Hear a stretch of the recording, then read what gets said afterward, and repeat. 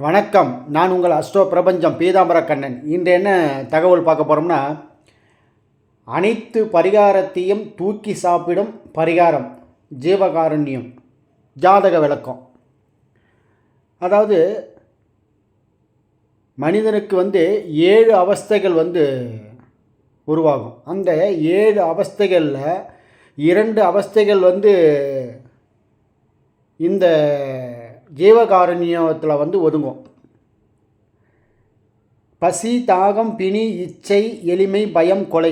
அதில் பசியும் கொலையும் தவிர்த்தால், அதாவது ஒருவருக்கு பசின்னு வருபவர்களுக்கு அவருடைய பசியை போக்குவது, ஏதோ ஒரு ஜீவன் கொலைப்படுவதை தவிர்ப்பது.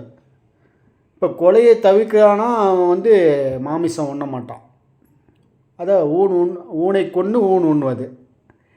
இந்த பசி, கொலை இந்த இரண்டுமே மிகப்பெரிய ஜீவகாருண்ய ஒழுக்கம் அப்படின்னு சொல்கிறார் வள்ளல் பெருமான். இதுக்கும் ஜாதகத்துக்கும் என்னங்க தொடர்பு இருக்குது அப்படின்னு சொல்லிட்டு நீங்கள் கேட்கலாம். ஒரு 2 நாளைக்கு முன்னாடி, அதாவது நேற்று இருக்கும், 2 ஜாதகம் பார்த்தேன். ஒன்று இல்லற வாழ்க்கை அமையவில்லை அப்படின்னு ஒரு ஜாதகம். இன்னொரு ஜாதகம் இல்லற வாழ்க்கை அமைந்து இல்லறத்தில் பிரச்சனை. ரெண்டுமே ஒரே ட்ராக்கு தான், வித்தியாசம்தான் வேறு வேறு.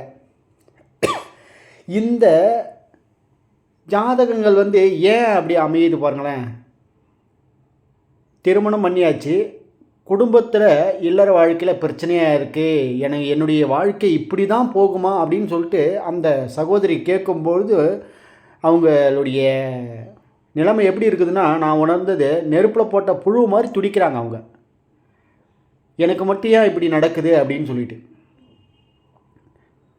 இந்த விஷயத்துக்கு நாம் என்ன பரிகாரம் சொல்லி அவங்களுக்கு நிவர்த்தி ஆக போகுது? எந்த கோயிலுக்கு போயிட்டு எந்த அபிஷேகம் செய்து, எந்த ஆதாரம் செய்து, யாகம் செய்து, தோத்திரம், ஜபம், யாகம் எது செய்தாலும் என்ன நிவர்த்தி ஆகிடும். ஆனால் என்னுடைய அனுபவத்தில் பரிகாரம்ன்றது அதிகமாக நான் ஒத்துக்கொள்ள மாட்டேன்.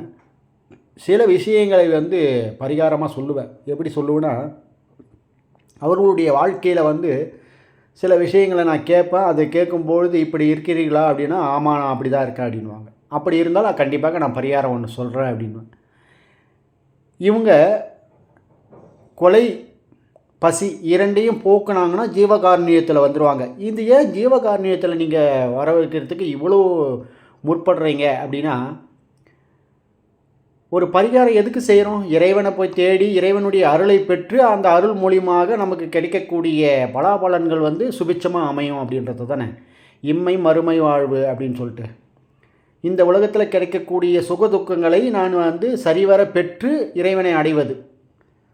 இப்போ இந்த இறைவனுடைய அருளை எளிமையாக இறைவனே நம்மளை தேடி வர அளவுக்கு செய்யக்கூடிய செயல் தான் ஜீவகாருண்யம். அதை தான் வள்ளல் பெருமான் சொல்கிறார், அற்புதமாக சொல்கிறார். 7 அவஸ்தையில் 2 அவஸ்தை தான் எடுக்கிறார், மீதி அவஸ்தை நீங்கள் எடுக்க தேவையில்லை அப்படின்றார். மீதி தாகம், பிணி, இச்சை, எளிமை, பயம் இதெல்லாம் நீங்கள் நீக்கினீங்கன்னா உங்களுக்கு மற்ற விஷயங்கள்லாம் வாழ்வதற்குடான செயல்கள் உங்களுக்கு கிடைக்கும். ஆனால் இந்த பசியும் கொலையும் நீங்கள் தவிர்த்திங்கன்னா, இறைவனுடைய அருளே கிடைச்சி, இறைவனுடைய அருளை கிடைத்து விட்டால் உங்களுக்கு அறிவு, அதான் இறைவன் திருவருள் கிடைத்தால் நின்ற இடத்திலிருந்தே அனைத்து கிடைக்கும் உங்களுக்கு. இப்போ இந்த ஒரு ஜாதகி ரொம்ப கஷ்டப்படுறாங்க இல்லற வாழ்க்கையில் அப்படின்னு சொன்னேன். அவங்க தான் சரியாக இருக்காங்களாம். அவங்கள சுற்றி இருக்கக்கூடிய மாமனார், மாமியார், மூத்தார், நாத்தனார், மச்சனார் இவங்கெல்லாம் சரியில்லைன்னு சொல்கிறாங்க. அப்போ அவங்க எல்லாருமே சந்தோஷமாக இருக்காங்க, நான் மட்டும் சந்தோஷம் இல்லை. இது எப்படி இருக்குங்க? ஒரு குடும்பத்தில் ஒரே ஒரு பெண்மணியை சந்தோஷம் இல்லாதையும் மற்றவர்கள் அனைவரும் சந்தோஷமாக இருக்காங்க. இதனுடைய தாற்பயம் என்ன அப்படின்னா, இவங்க எப்படி இருக்காங்க அப்படின்றத பாருங்கள். அனைவருமே சந்தோஷமாக இருந்தாலும் அவங்களா கூட சேர்ந்து இவங்களுக்கு சந்தோஷமாக இருக்கக்கூடிய அறிவு இவங்களுக்கு இல்லை. அந்த அறிவுன்றது இறைவனுடைய அருள். அந்த இறைவனுடைய அருள் எங்கே கிடைக்குது அப்படி என்றால், உங்களுடைய ஜீவகாருண்யம் பசி கொலையை தவிர்த்தால் கண்டிப்பாக உங்களுக்கு இறைவனுடைய அருள் நித்தியமாக பரிபூர்ணமாக கிடைக்கும்.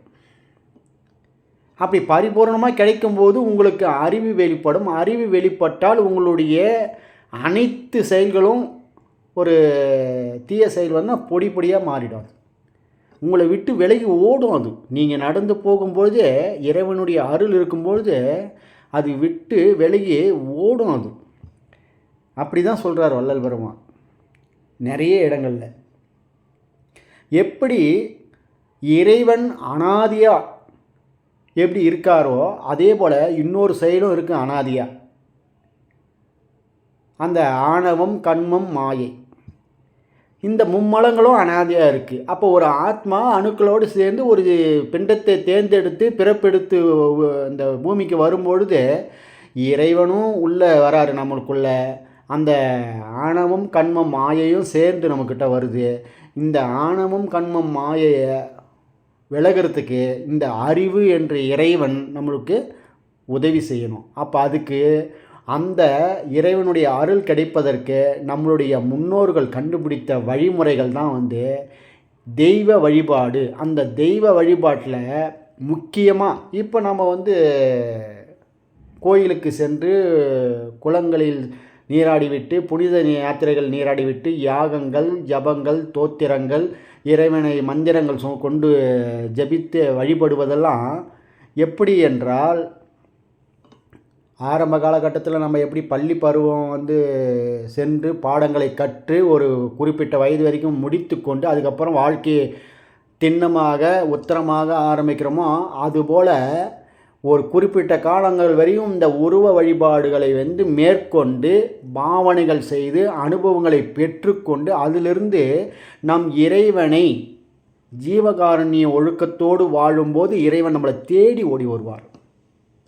அப்படி தேடி ஓடி வரும்போது இப்போ நான் சொல்கிற அந்த ஜாதகிக்கு 44-45 வயது.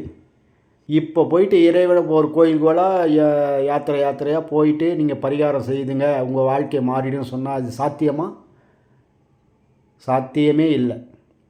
ஆனால் நாம் சொல்கிற ரெண்டே அவஸ்தை தான், பசி, கொலை. இரண்டுத்திலையும் அவங்க ஜீவகாருண்யத்தை பயன்படுத்தினாங்கன்னா அதி அற்புதமாக இறைவனுடைய அருளை பெற்று அவங்களுக்கு அறிவு வெளிப்பட்டு அதன் மூலியமாக வாழ்க்கையை இன்பமயமாக மாற்றிவிடலாம்.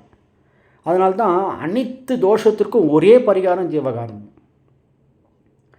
நிறைய இடத்துங்களில் கூட சொல்லுவாங்க, அது எப்படி பயன்படுத்துவது, எப்படி வாழ்வது அப்படின்றத நீங்கள் உற்று நோக்கி பயன்படணும். நீங்கள் ஜீவகாருண்யத்தை மட்டும் பண்ணுங்கள், ஆட்டோமேட்டிக்காக அது எப்படி எந்த நேரத்தில் எந்த காலகட்டத்தில் எப்படி செய்கிறதுன்றத இறைவன் சொல்லுவார். ஒருவர் மீது அன்பு செலுத்துங்கள், ஒருவர் மீது கருணை காட்டுங்கள், ஒருவர் மீது பசி என்று வருபவர்களுக்கு அன்னமிடுங்கள். அவர் அப்படி செய்யும் பட்சத்தில் இறைவன் தானாக உங்களுடைய உடலில் நடனம் ஆடுவார். அதில் எந்த டவுட்டுமே கிடையாது.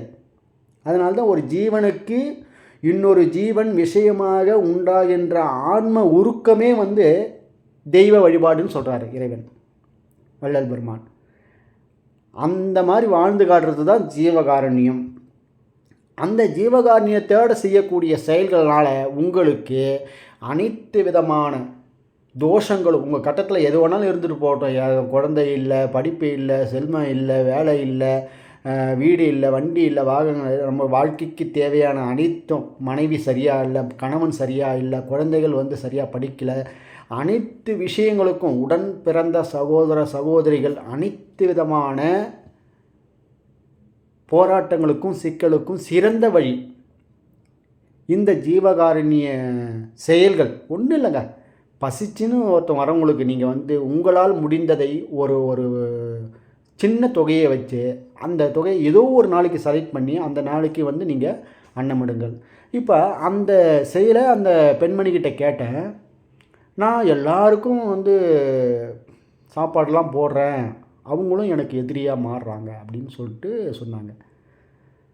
அவங்க போடுற அந்த பசி தீர்த்தல் எப்படி இருக்குது தெரியுமா? ஏற்கனவே சாப்பிட்டவங்களுக்கு சாப்பாடு போடுறாங்க. அதை தேர்ந்தெடுக்கக்கூடிய இடம், காலம், பொழுது அதெல்லாம் வந்து சரியாக இருக்கணும். நாம் செய்யக்கூடிய செயல்கள் வந்து சரியாக இருக்கணும். சரி, அப்படியே நீங்கள் செஞ்சிட்டீங்க, யாருக்கு வேணாலும் செய்யலாம், ஒன்றும் பிரச்சனை கிடையாது.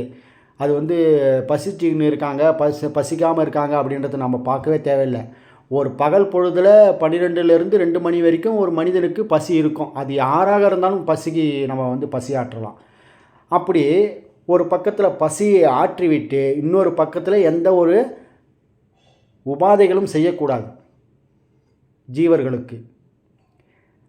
ஒரு பக்கம் வந்து புண்ணியம் செய்கிறது, இன்னொரு பக்கம் வந்து பாவம் செய்கிறதா இருக்கக்கூடாது. இந்த பசியை தீர்த்து கொண்டே நீங்கள் வரும்பொழுது நீங்கள் செய்யும் பாவங்கள் தானாக விலகும். நான் ஒரு பக்கம் பசி ஆற்றிக்கிட்டே தான் வரேன், ஆனால் எனக்கு எதுவும் நடக்க மாட்டுது அப்படின்ற கேள்வியே இருக்கக்கூடாது. ஏன்னாக்கா நீங்கள் செய்த எப்பயுமே நான் வந்து தீய பழக்கத்திலேருந்து வெளியே வரணும் அப்படின்னு சொல்லிட்டு யார்கிட்டையும் போய் சங்கல்பம் பண்ணாதீங்க. அதை சொல்லிக்கிட்டே நினச்சிக்கிட்டே இருக்காதீங்க.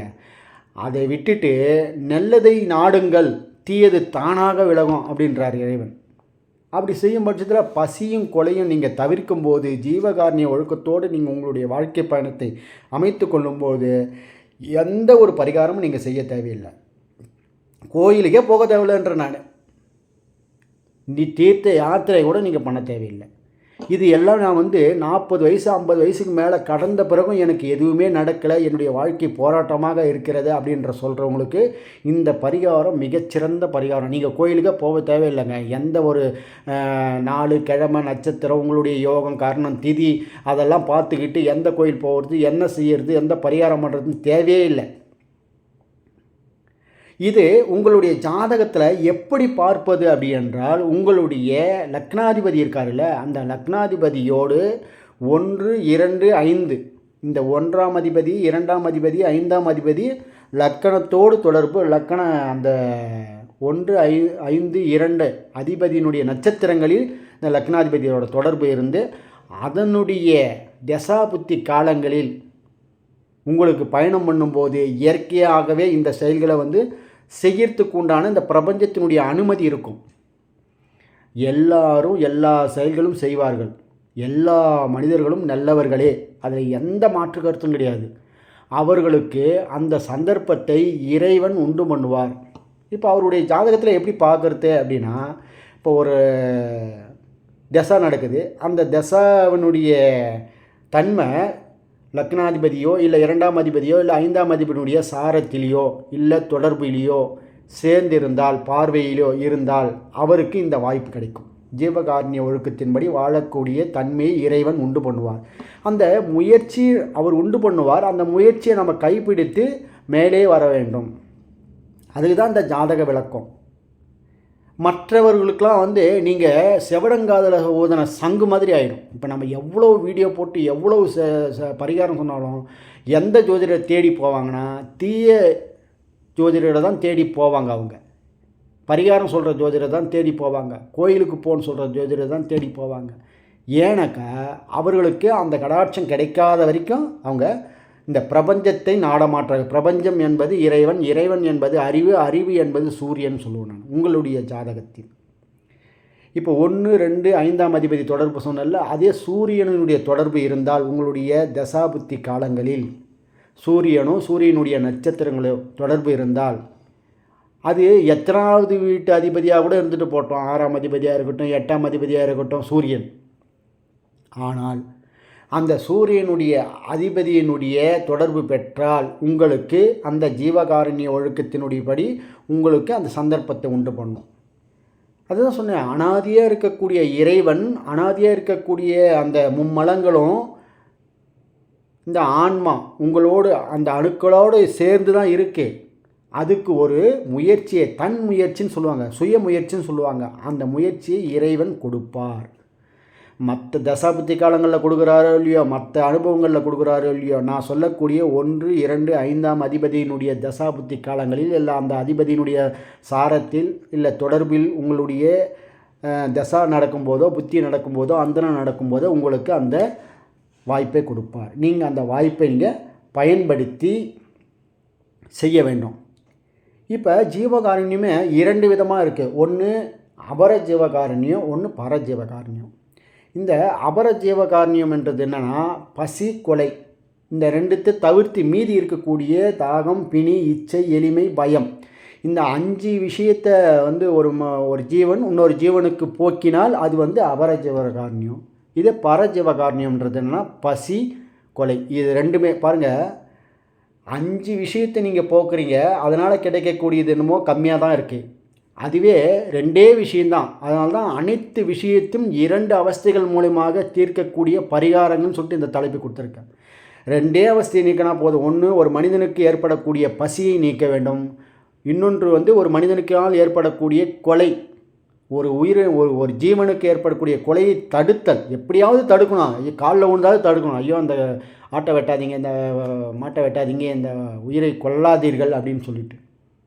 ஏன் அப்படின்னா இந்த பசி கொலையில் உருவாகக்கூடிய அந்த செயல்கள் வந்து இறைவனே வந்து உங்களுக்குள்ளே நடனம் ஆடுகின்றார். இறைவனை நீங்கள் தேடி எங்கேயும் போகவே தேவையில்லை.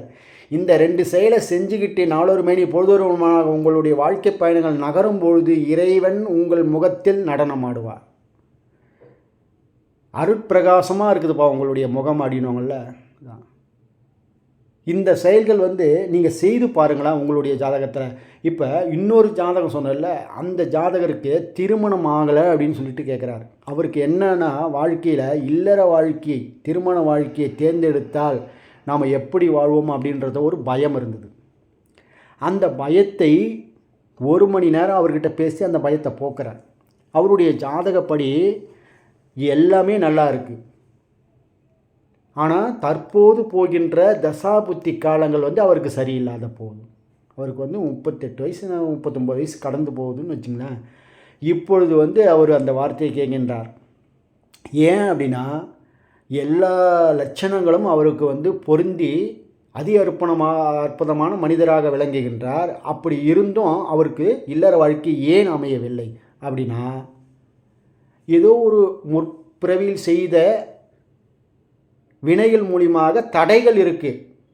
இந்த தசாபுத்தி கடந்து போனால் வரும் தசாபுத்திகள் உங்களுக்கு சாதகமாக இருந்து அந்த தடையை நிவர்த்தி செய்து உங்களுக்கு வாழ்வில் வந்து வெளிச்சத்தை உண்டு பண்ணும். உங்களுடைய வாழ்க்கைக்கு உறுதுணையாக யாரோ ஒரு பெண்மணி உங்களை வந்து திருமணம் செய்துவாங்க. அந்த பெண்மணி உங்களுடைய வாழ்க்கையில் வந்து இன்பமயமான வாழ்க்கையை தருவார்கள்னு சொன்னோம். அதற்கு சிறந்த பரிகாரம் ஒன்றுமே கிடையாது. பசி, கொலை, இது 2ஐயும் தவிர்த்து ஜீவகாருண்யத்தோடு அவர் 1 இல்லை 6 மாதம் அவருடைய வாழ்க்கையில் கடைபிடித்தால் அதி அற்புதமாக அப்படியே இறைவன் வெளிப்படுவார். இறைவன் வந்து ஒரு மனிதன்கிட்ட வெளிப்படுறதுக்கு நீக்கமர நிறைந்திருக்கிற அந்த இறைவன் தன்னுடைய உடலிலையும் ஒரு பிண்டத்திலையும் இருக்கார். அண்டம் முழுவதும் நீக்கமர இருக்கிற ஒரு பிண்டத்தில் எங்கே இருக்கிறார் நம்மளால் எப்படி உணர்றதுனா இந்த மாதிரி ஜீவகாருண்ய ஒழுக்கத்தோடு நம்ம வாழும்பொழுது நாம்ளே கண்ணெதிர நம்ம காணலாம் ஒரு சில நிகழ்ச்சிகளை. அதான் சொல்கிறேனே, ஜீவகாருண்ய ஒழுக்கம் இல்லாத செய்யப்படும் செயல்கள்னால நீ இறைவனே எதிர இருந்தாலும் கண்ணுக்கு தெரியாது. எப்படி வந்து படிக்காதவங்கிட்ட ஒரு புத்தக நோட்டத்தை கொடுத்தா அவனுக்கு வெறும் பேப்பராக தான் தெரியும். அதே படித்தவனுக்கு ஒரு புத்தகத்தை கொடுத்தோம்னா எடுத்து வாசிப்பான். அது மாதிரி ஜீவகாருண்யம் இல்லாத வாழும் வாழ்க்கை இறைவன் எதிரே இருந்தாலும் தெரியாது. அதே ஜீவகாருண்யத்தோடு வாழும் வாழ்க்கை இறைவன் தேடி வருவார். இறைவன் நம்மோடு இருக்கின்றார் அப்படின்னு சொல்லுவாங்க எல்லாமே. ஏன்னா இறைவனுடைய செயல்கள் ஃபுல்லாக என்னுடைய செயல்கள் ஃபுல்லாக இறைவனுடைய செயல்கள்னு சொன்னவர் வந்து வள்ளல் பெருமான். அந்த செயலை நாம் வந்து எடுத்து செய்யும்பொழுது நாம் என்ன பண்ணுவோம், அனைத்து விஷயத்துக்கும் காரணமாக அமைஞ்சிருவோம். அதனால்தான் உங்களுடைய ஜாதகத்தில் ஏற்படும் பல தோஷங்களுக்கு பல பரிகாரங்களுக்கு, அதாவது அனைத்து பரிகாரத்தையும் தூக்கி சாப்பிட்ற அளவுக்கு ஒரே பரிகாரம் ஜீவகாருண்ய பரிகாரம். அதுக்கு வந்து ஜாதக விளக்கம் என்னென்னா, உங்களுக்கு உங்கள் ஜாதகத்தில் சூரியனோ அல்லது 1ஆம் அதிபதி 2ஆம் அதிபதி 5ஆம் அதிபதியுடைய தொடர்போ பெற்றிருந்தால் கண்டிப்பாக, அதாவது சூரியனாக இருக்கலாம், சந்திரனாக இருக்கலாம், செவ்வாயாக இருக்கலாம், இந்த 3 கிரகங்களும் உங்களுடைய தசாநாதனோடு தொடர்பு பெற வேண்டும். அப்படி தொடர்பு பெறும் பட்சத்தில் உங்களுடைய ஜாதகத்தில் ஜீவகாருண்யம் நீங்கள் ஏற்கனவே அதெல்லாம் நான் ஃபாலோ பண்ணதே கிடையாதுங்க. இதுக்கப்புறமாவது இந்த வீடியோவை பார்த்தேன், இந்த வீடியோவை கேட்டேன், அதனால் வந்து ஃபாலோ பண்ணேன்னா உங்களுடைய ஜாதகத்தில் இந்த மாதிரி நான் சொன்ன அமைப்பும்படி உங்களுடைய தசாபுத்தி நடந்ததுன்னா இதை நீங்கள் முயற்சி பண்ணி அதன்படி நீங்கள் வாழ முற்படுவீர்கள். அப்படி செய்யும்போது பாருங்கள், உங்களுக்கு 6 மாதத்தில் 1 வருஷம் 2 வருஷம்லாம் கிடையாது, 6 மாதத்தில் உங்களுடைய வாழ்வில் அற்புதங்கள் நிகழும். அதில் எந்த சந்தேகமும் கிடையாது. நீங்கள் வந்து பயன்படுத்தி பாருங்கள். இந்த பரிகாரத்தை செய்து வாருங்கள். உங்களுடைய வாழ்க்கையில் வெளிச்சங்கள் உண்டாகும். ஏன்னா நிறைய ஜாதகங்கள், நான் இப்போ நிறைய ஜாதகங்கள் பார்த்து பரிகாரம் சொல்லும்போது நான் எடுத்த உடனே இந்த விஷயத்தை ஒருத்தவங்களுக்கு சொன்னேன். 3 வருடமாக என்னை ஃபாலோ பண்ணுறாங்க. 3 வருடமாக அவங்க பிள்ளைக்கு வந்து திருமணம் ஆகலைன்னு கேட்டுட்ருக்காங்க. ஆனால் நான் சொன்னதை இது வரைக்கும் அவங்க வந்து செய்யவே இல்லை. அது என்ன காரணம்னா, அவர்களுடைய வினை அவர்களை விட்டு விலகவே இல்லைன்னா நம்ம சொல்லணும். ஏன்னா நம்ம சொல்கிறத அதான் சொன்னேனே, அந்த செவடங்காதில் ஒன்று சங்கு மாதிரி தான் அவங்களுக்கு. நான் நிறைய பேருக்கு வந்து சாப்பாடு போடுறேன், நான் நிறைய பேருக்கு வந்து அன்னதானம் போடுறேன் அப்படின்னு தான் சொல்கிறாங்க. ஆனால் அது எப்படி செய்கிறாங்கன்னா பலனை எதிர்பார்த்து செய்கிறாங்க. அதுவும் ஒரு பக்கம் வந்து சாப்பாடு போடுறது, மறுபக்கம் வந்து ஜீவர்களுக்கு துன்பப்படுத்துறது மற்ற வழியில். அதுதான் ஜீவகாருண்ய ஒழுக்கத்தோடு செய்யப்பட வேண்டும். இப்போ நான் செய்கிறதுலே பசி கொலை ரெண்டுமே செய்யணும். பசியை ஒரு பக்கம் நீக்கிறது, இன்னொரு பக்கம் வந்து கொலை செய்யக்கூடாது. கொலை செய்வது என்பது வந்து ஒரு மனிதனை போயிட்டு இன்னொரு மனிதன் கொள்வது இல்லை, அது சொல்லலை. மற்ற உயிர்களை வதைத்து அதில் மூலியமாக ஆகாரத்தை எடுத்துக்கொள்வது, இந்த செயல்கள்லாம் இல்லை. அதனால தான் ரெண்டுத்தையும் வைக்கிறாங்க இந்த எண்டில். பசி, தாகம், பிணி, இச்சை, எளிமை, பயம், கொலை. இந்த 7 அவஸ்தைகளை முதல் அவஸ்தையும் கடைசி அவஸ்தையும் எடுத்து ஜீவகாருண்யத்தில் வந்து நீங்கள் பயன்படுத்தும் போது அதி அற்புதமான உங்கள் வாழ்க்கையில் வந்து வெளிச்சமாக மிகப்பெரிய பரிகாரமாக எந்த பரிகாரத்தையும் தூக்கி சாப்பிட்ரும். இது எதுக்குமே நீங்கள் செய்ய தேவையில்லை, யாருக்கும் நீங்கள் பயமே தேவையில்லை. இந்த 2 செஞ்சாலே இந்த 7 அவஸ்தைகளும் உங்களுக்கு பரிபூர்ணமாக அமைந்துடும். எப்படி வந்து 6 அந்தங்கள் இருக்குதுன்னு சொல்கிறார், ஷடாந்தம் அப்படின்னு சொல்லிட்டு. 6 அந்தங்களில் வேதாந்தம், சித்தாந்தம் இந்த 2லே மீதி அந்தங்கள் அனைத்தும் அடங்கி போகுதோ, அதே போல் இந்த 7 அவஸ்தைகளும் பசி, கொலை இந்த 2 அவஸ்தைகளில் வந்து அடங்கி ஜீவகாருண்ய ஒழுக்கத்தோடு வாழும்போது ஒரு மனிதனுக்கு மிக பெரிய முன்னேற்றத்தை கொடுக்குதுன்னு சொல்லி இந்த வீடியோ பிடிச்சிருக்கும் பட்சத்தில் மற்றவர்களுக்கு லைக் பண்ணுங்கள், அனுப்பிவிடுங்க, ஷேர் பண்ணுங்கள். ஏதாவது சந்தேகம் இருந்தால் எனக்கு கால் பண்ணலாம். ஜாதகம் பார்க்கணுன்னா டிஸ்கிரிப்ஷன் என்னோடய நம்பர் கொடுத்துருக்கேன், என்னை தொடர்பு கொண்டு நீங்கள் பலன் பெறலாம். நமது நேயர்கள் ஆற்றில் ஓடும் நீரோடை போல பிரபஞ்சத்திற்கு நற்காரியங்கள் செய்து நற்பலன்களை பெற்று இறைவனுடைய ஆசையை பெற்று வாழுங்கள். மீண்டும் ஒரு ஜாதக நிபுணர் சந்திக்கலாம். நன்றி, வணக்கம்.